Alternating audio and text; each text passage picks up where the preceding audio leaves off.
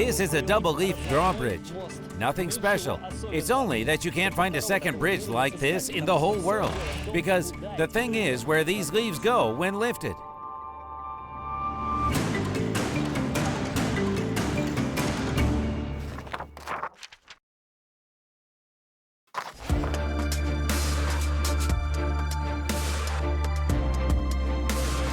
It was opened quite recently, in October 2013. This bridge, officially called the Pont y Ddraig and unofficially simply called the Port Bridge, is a part of the extensive harbor reconstruction in the English town of Rhyl.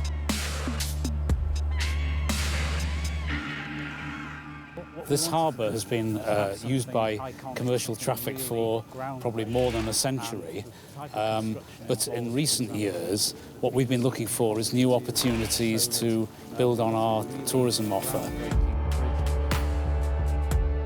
As it often happens with bridges and with movable bridges, and even more so, this project was carried out both for the benefit and beauty.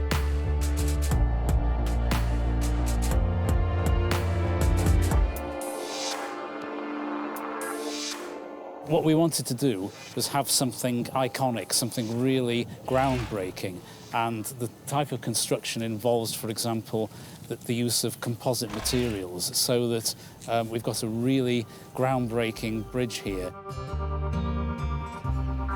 A rare example when the construction is 100% in harmony with the environment. When the bridge is not lifted up, it resembles a ship, thanks largely to the mast in the middle. The solid steel mast acts as a supporting pylon for cables and the entire bridge's lifting mechanism. When the leaves are lifted, the bridge looks like a seagull with raised wings.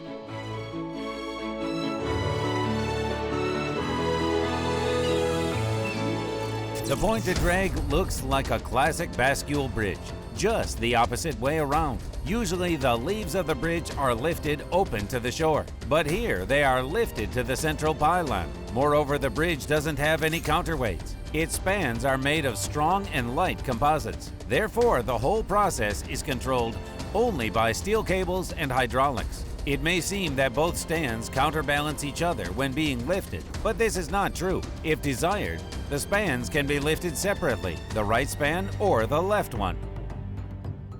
All the comments we get are very positive. We've got a lot more people coming in and out of the harbour, using the coastal path, using the cycle route. And it's also such a contrast from the other bridge we have across the harbour, which was built in the 1930s and was a trial for the Sydney Harbour Bridge, which of course is an iconic structure in its own right from that era. So here in this harbour, we like to think we're really at the vanguard of bridge construction. But there are movable bridges which people rarely see.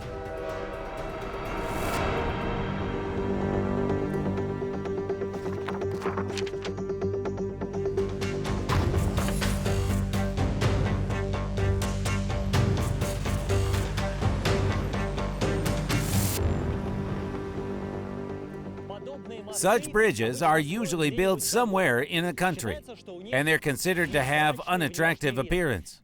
And this one is a neighbor to a plant. It takes 20 minutes minimum by car to get from here to the nearest settlement.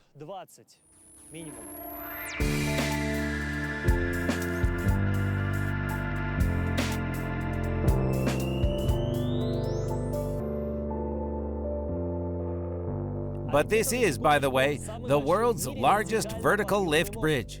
It is 46 meters from the water level to the top of its pylons.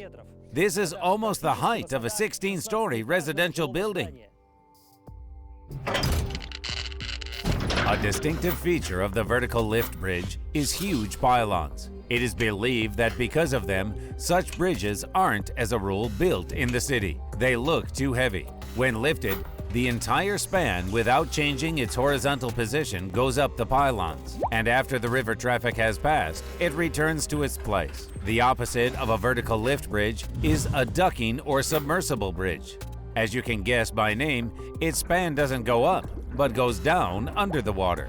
There are only two such bridges built in the world. For 30 years, they have been sinking and emerging on the Corinthian Channel in Greece.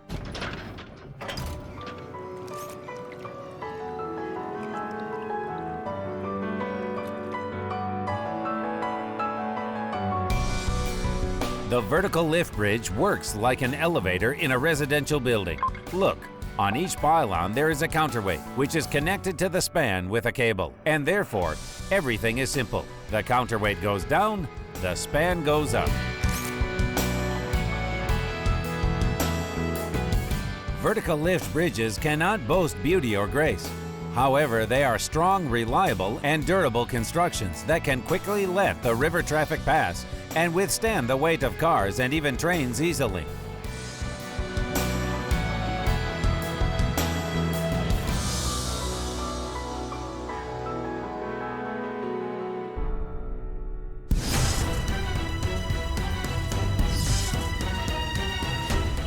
What other designs of movable bridges will we find all over the world?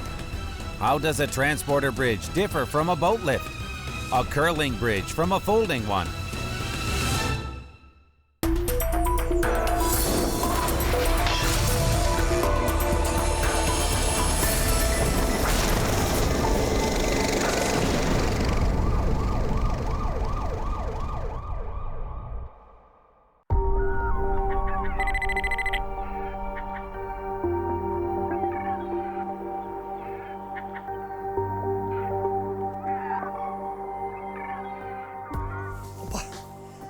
Transporter bridges are very rare. There have been approximately 20 such structures built in total in the world. Of these, only 6 bridges have survived to this day. 3 are in the UK, with only 2 still working, operational. This is one of them.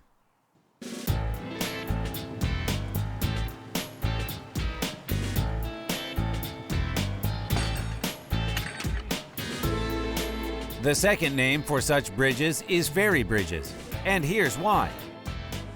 The principle of the transporter bridge is really like a ferry crossing. The platform with people and cars goes back and forth, from one shore to another, not on the water. It moves on the cables attached to one or more mobile platforms at the top. I don't have the heart to name this design modern, but in fact, this industrial retro style is its main advantage. The Newport Transporter Bridge was built at the beginning of the last century at the request of the owner of the local steel plant, John Lysacht. The production of steel was to be located on one side of the river, and all the workers lived, well, naturally, on the other side, in the city.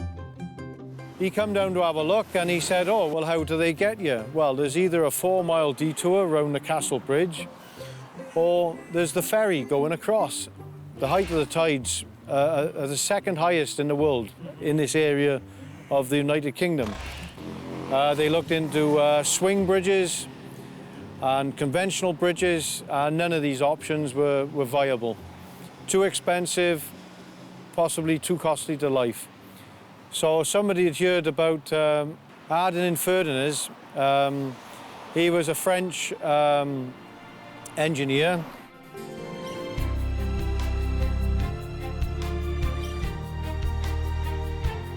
For more than its 100-year history, this bridge has changed little. It's only that earlier it was an actively used ferry, and now it's become a tourist attraction. The gondola of this transporter bridge can carry 6 cars and 120 passengers. It takes the gondola 2 minutes to cover the distance from one shore to the other, which is 181 meters.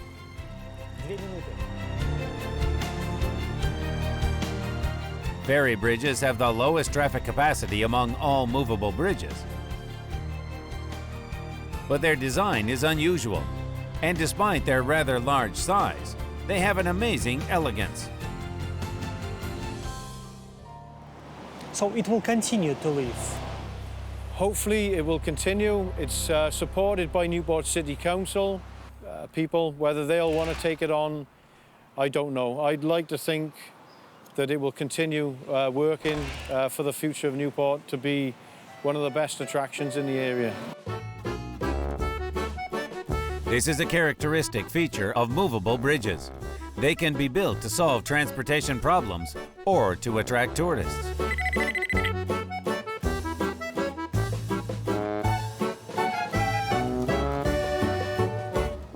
The Horn Bridge. This is a one-of-a-kind movable bridge. What I mean is that you cannot find another bridge of this design in the world.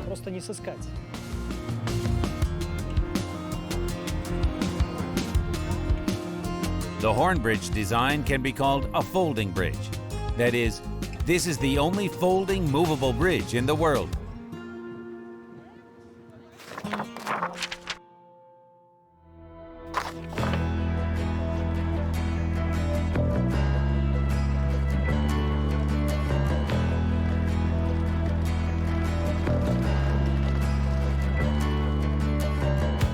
Though you might think it's a quite small pedestrian bridge, moreover, it's located in a small German town. However, it's a unique engineering structure.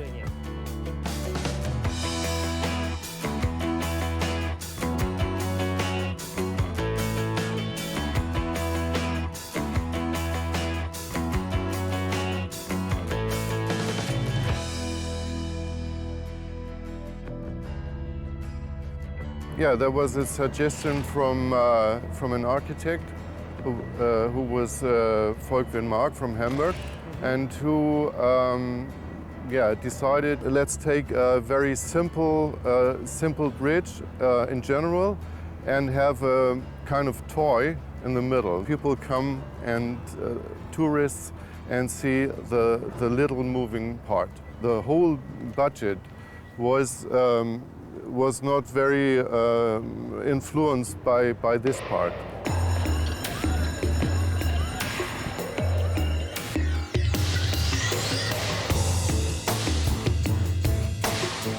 The Horn Bridge folds in the form of the Latin letter N.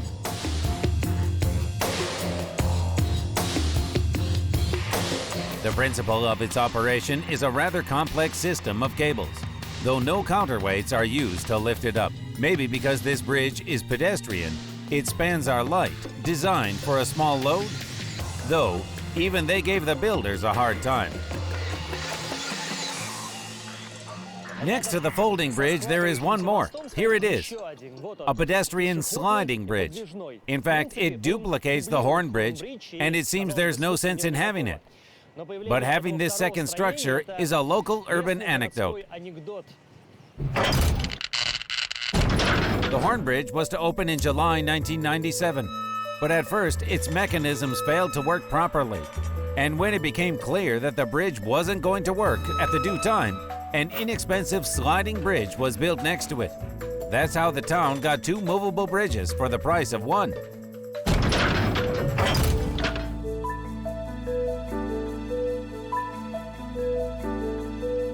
Is this construction possible only in small bridges, or it could be used in big moving bridges? I think it's okay when it's very small, but on the other hand, I think it would be technically possible to do bigger bridges like this. One of the advantages is that when you get stormy weather, there's a very small area that's contacted by the wind. So, Coming up in the next part of the film, what movable bridge can be considered the most unusual one? And what is a boat lift? In a couple of seconds in the program Experiments.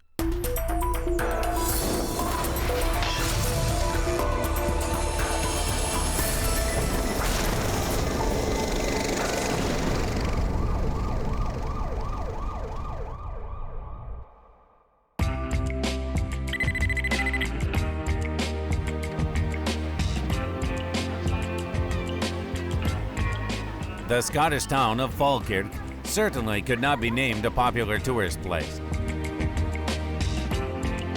Before this mechanism was constructed, its official name, Falkirk Wheel. It is not a bascule bridge at all, but rather original lock flights. But not to tell about this engineering miracle would be a wrongdoing. It is best viewed from above, from the air.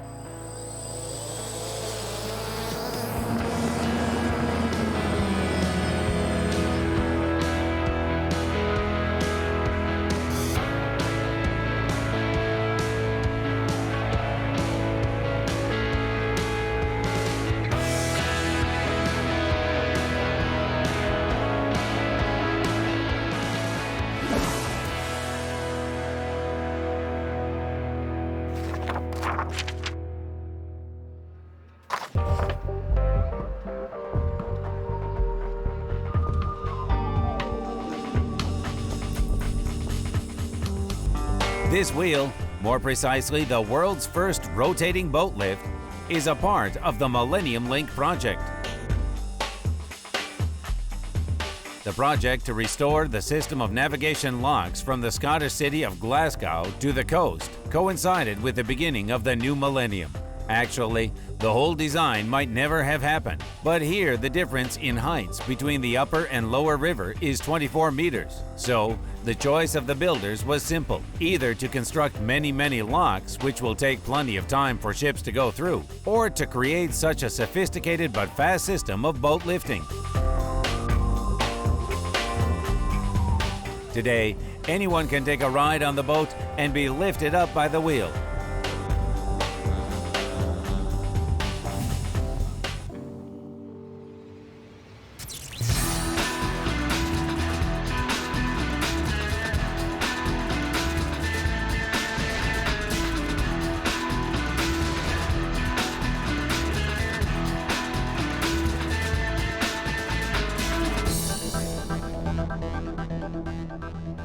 Usually, tourist boats go every 20 to 30 minutes, and the whole tour through the channel takes about 1 hour. That's how the whole construction works. 2 gondolas or 2 caissons are put inside the rotating wheel. Boats go in the upper and lower gondolas. The wheel rotates 180 degrees, and the boats go out. The most striking thing is that there is very little energy spent on rotation.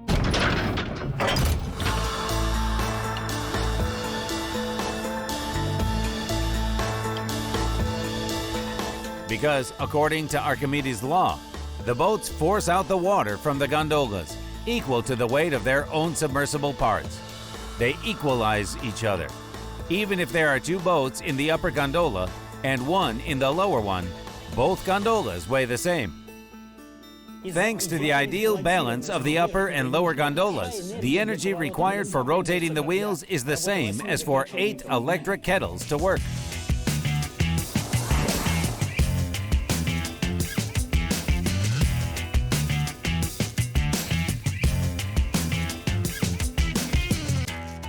The gondolas or caissons are kept horizontal thanks to the train of gears. After the 180-degree turn, the watertight doors open and the boats can go down or upstream.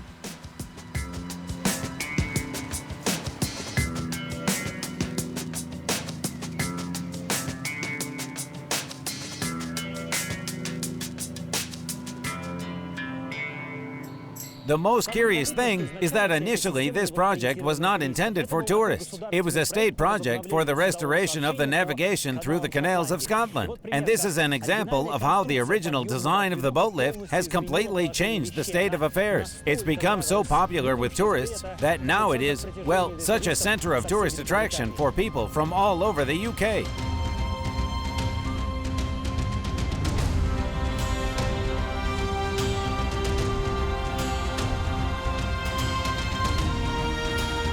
The Falkirk Wheel is a bridge for river transport. Incredible in its design, the construction, which has become one of the informal symbols of Scotland. But you can find an even bigger wonder among movable bridges.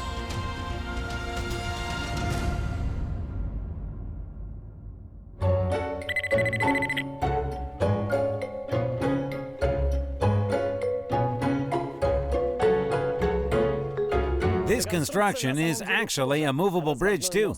Perhaps the most unusual of all you have seen so far. It is amazing both in its form and principle of work.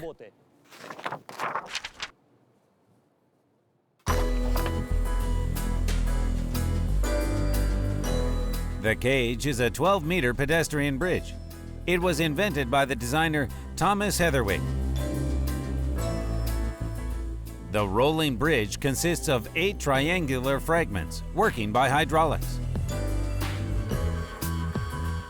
The bridge rolls and unrolls once a week, on Fridays at 12. And in general, there is no practical sense in this, except the opportunity for rare tourists here to observe the amazing process.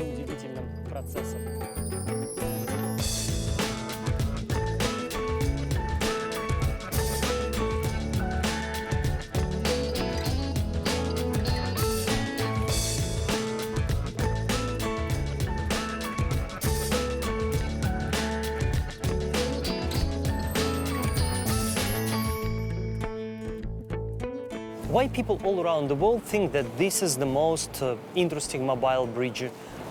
Well, I'm delighted to hear that. Obviously, I think it is too.